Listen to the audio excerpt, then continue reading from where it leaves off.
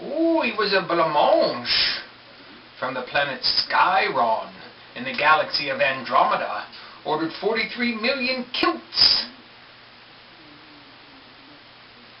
Hello and welcome to another edition of the Stench of Truth.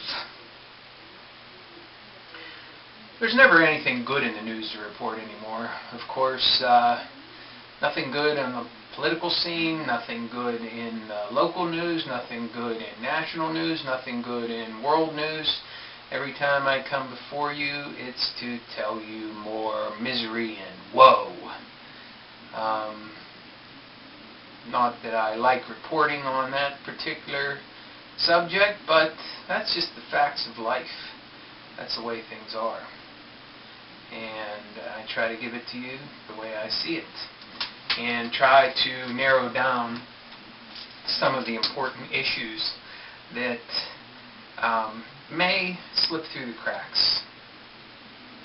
First thing I noticed today is that the wonderful and glorious Barack Hussein Obama is trying to,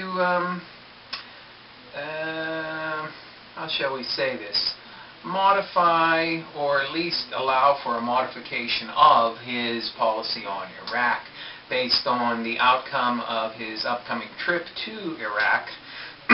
He wants to have the ability to go against his stated concerns about returning the troops within a specified time frame, and is trying to put forth the idea that after his trip to Iraq he will be able to make a more informed decision about what should be done in the country. So, after he's already fucked everybody who's been behind him once, and he's starting to get a little bit of blowback from that with his vote for the Foreign Intelligence Surveillance Act, he is getting ready to fuck his supporters once again, because I predict it right here, right now.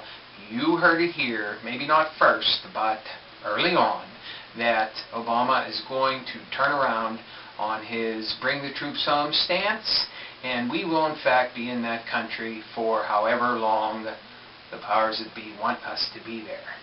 And they will not be returned home, the troops that is, within a specified time frame, as he has made a significant part of his campaign.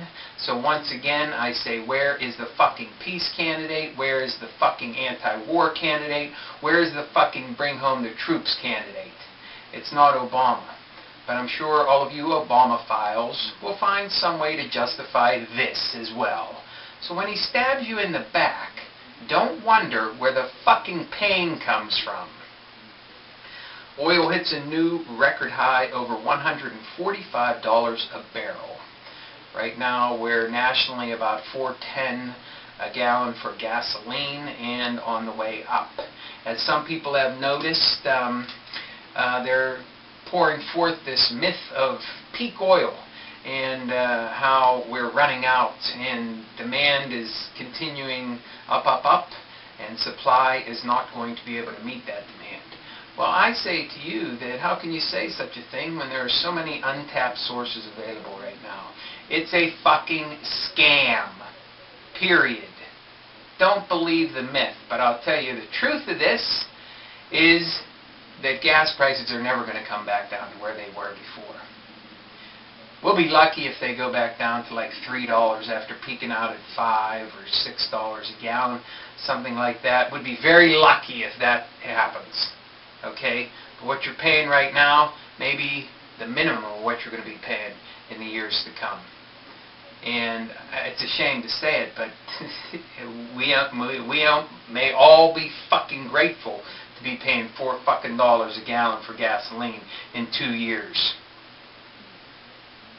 It's never going to get back down to cheap the way it used to be. $2 a gallon, $1 a gallon, whatever. Those days are gone forever. And all because of a fucking hoax and a sham. Peak oil bullshit and so-called diminishing supplies and rising demand.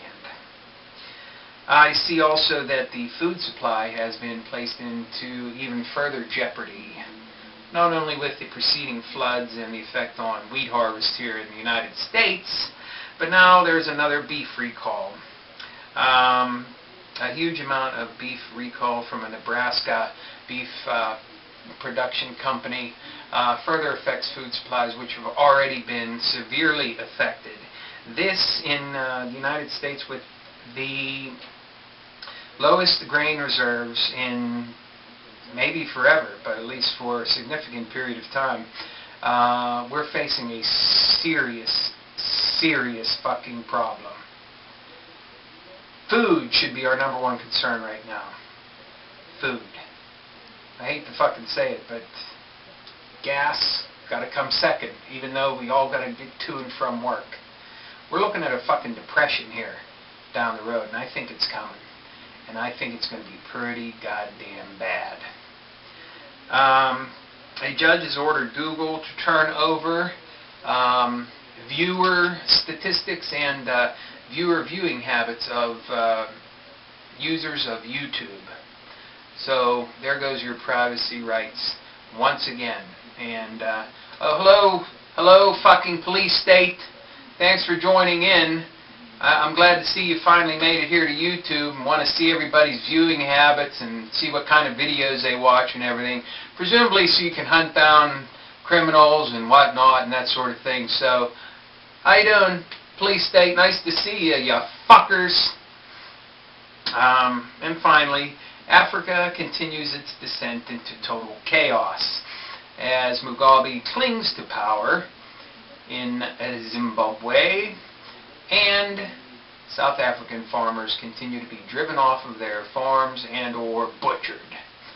So, once again, another fine week all around, everybody. Thank you.